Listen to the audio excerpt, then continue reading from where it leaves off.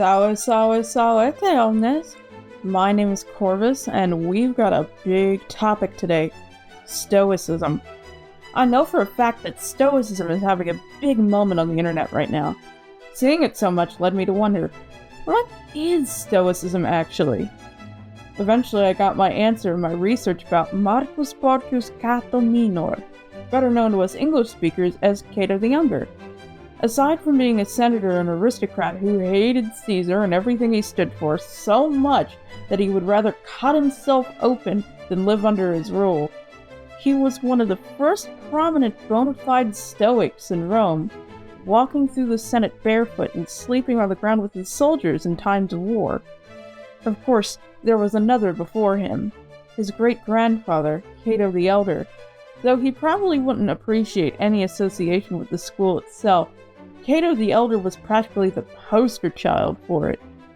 On one of my streams, I read a passage from Rome's Last Citizen, The Life and Legacy of Cato, Mortal Enemy of Caesar, by Rob Goodman and Jimmy Soni, that goes more in depth on what Stoicism is, why Cato the Younger loved it, and why his ancestor wasn't such a big fan. Here's that passage now. The imperial chronicler Pliny the Elder found it a very remarkable fact that the same Greek language that had been prescribed by one of the Catos was introduced among us by the other. He was exaggerating, but not wildly. Towards the end of the Elder Cato's life, in 155, Rome received a strange diplomatic delegation from Athens.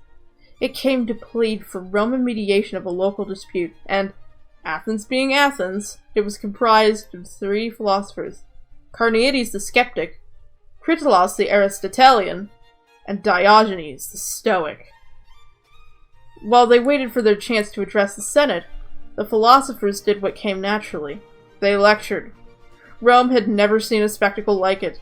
The foreign stars performed for packed crowds, the city's youths abandoning all their other pleasures to cheer wildly.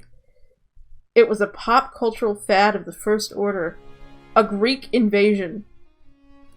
Part of the appeal was in the near limitless scope of philosophy.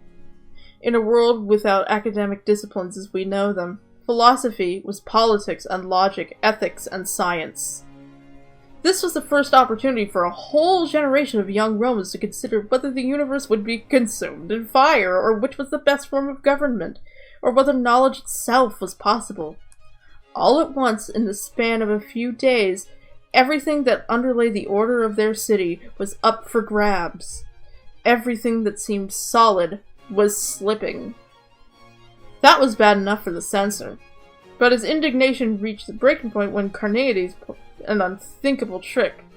He spoke, in Cato's presence, on two sides of the same topic, on 2 consecutive days, just to show that he could. Having spent the first day praising his host's strong, unbending sense of justice, Carneades took back everything he'd said. He denied that justice existed, and concluding, in a double-twisting, backward somersault of logic, that there was no such thing as truth, except maybe the proposition that there was no such thing as truth. A matter of days later, he and the other two were sent packing on a boat for Greece, thanks to Cato. As satisfying as their expulsion must have felt, the irritants that had been shipped off soon returned, and many times over. Cato the Elder ultimately concluded that the corrupt tide of philosophy could not be stemmed. From a city in which a live Stoic had provoked a sensation, Rome had become, by Cato the Younger's time, a city in which no leading house was considered entirely culture if it lacked its own tame philosopher. Philosophical study was no longer a suspect youth craze, but a finishing school. Cato the Younger was by no means unique in seeking that kind of training. He was unique in the lifelong doggedness with which he pursued it, and the thoroughness with which he put his career on hold for it. And he was a true reflection of his ancestor in his disdain for philosophy as art or performance or diversion. Others were shopping for a conversation piece. Cato was seeking something deeper. What, exactly? More specifically, what about Stoicism appealed to a privileged young man who could have had his choice of competing schools? And what caused him to reject the genteel, non-committal eclecticism affected by many of his contemporaries. To begin with, the Stoics were hard, as uncompromising as Cato the Younger aspired to be. They taught, whether you were a foot underwater or a fathom, you were still drowning. There was no more or less good, no more or less bad. All virtues were one and the same virtue. All vices were one and the same vice. Your lungs were either full of water or of air. In that austere scheme, the vast diversity of characters and types were reducible to two: the sage and the fool. Fools were universal. Even practicing Stoics lumped themselves in as equally foolish, equally mired in error and sin, and equally miserable. Of sages, who alone were happy, Socrates himself was perhaps the only known case. What could such a philosophy possibly offer to the aspiring fool? At the very least, it offered the possibility of swimming towards air. The aspirant might learn to sever happiness from everything fickle and fading, and to guard it in the single place it was safe, in the practice of virtue. A Stoic trained himself for indifference to all things outside the magic circle of the conscience. The choice between comfort and pain, wealth and starvation, even life and death, was always indifferent. To be sure, it was preferable to eat rather than go hungry, but there was no real happiness in the choice. It was always secondary to maintaining the virtuous life. The pain was always welcomed as a chance to grow in virtue. And what was a virtuous life? To live in agreement with nature. Reason was nature's best gift, so living by nature meant, first of all, living by reason.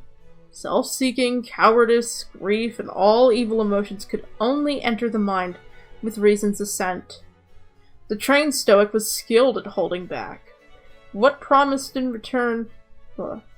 promised in return was no less than freedom from passion.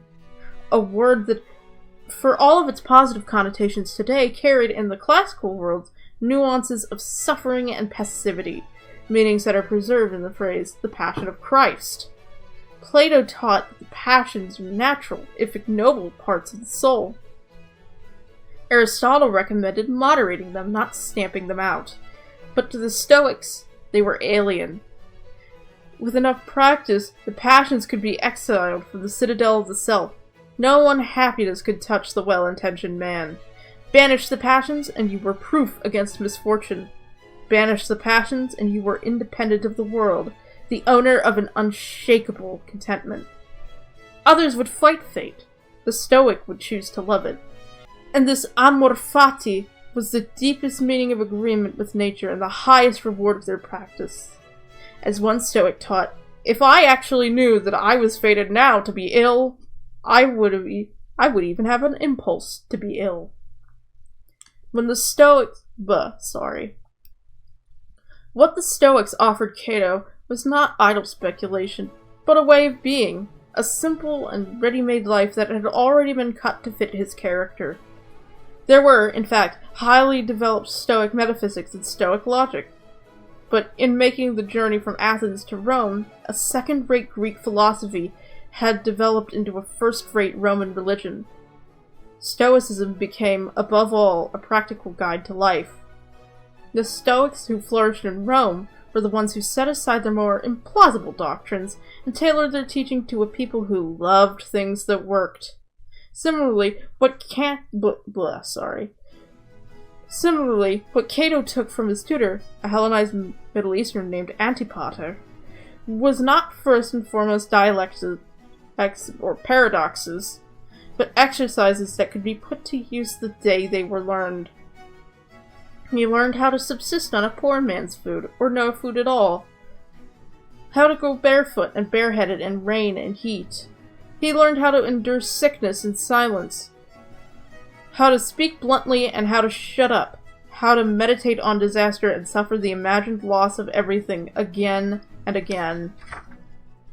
In effect, Cato was learning how to reincarnate his holy ancestor, and to do so in the most intellectually respectable way possible. Why Stoicism? Because the values of Cato the Elder, the ones that came from Latin were potent, but dead. In Stoicism, Cato the Younger found them again, as part of a living tradition. The old Cato never knew how stoic he was. It took his descendant to merge Greek philosophy and Roman patriotism, to make that foreign school fully Roman by the force of his example. From the very beginning, Cato the Younger's example, the bare feet, the out-of-date and wrong-colored clothing, the ostentatious poverty, was derided by some as a transparent act, and part theater it may have been. Rejecting creature comforts, living the hard, soldierly life, those virtues were still every bit as publicly lauded as they were in the days of Cato the Elder, even if they were honored more in the breach than in the observance. That could have hardly have been lost on the younger Cato, growing up as he did, in a city obsessed with rediscovering the lost ancient formula for the good life. Cato the Elder, it was agreed, had it. If the great-grandson was cut from the same cloth, why not pay attention to him? Cato was determined to wear the mask until it fit. This was the source of his commitment to a school that promised to teach him how to endure laughter and abuse, to teach him to harden himself by seeking it out, to teach him to be ashamed only of what was really shameful. Seneca, the great imperial Stoic, relates the story of what Cato did when, visiting the baths one day, he was shoved and struck. Once the fight was broken up, he simply refused to accept an apology from the offender. I don't even remember being hit. Well, there you have it. If you'd like to see more things like this, please consider liking, subscribing, and even leaving a comment. And if you'd like to see more readings like this, along with games, art, and Latin study sessions, check out my Twitch channel. In proximum!